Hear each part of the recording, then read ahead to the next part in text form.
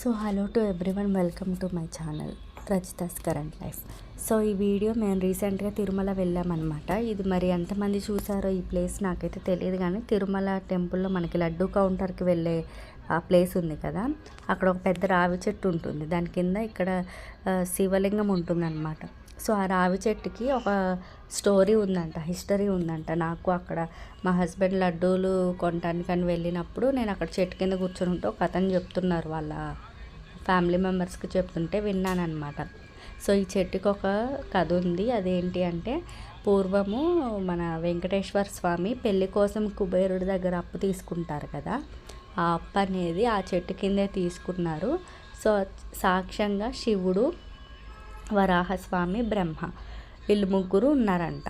So అలా ఈ చెట్టు కింద అట్లా శివలింగం అనేది ఏర్పడింది అని ఒక కథ ఉందంట.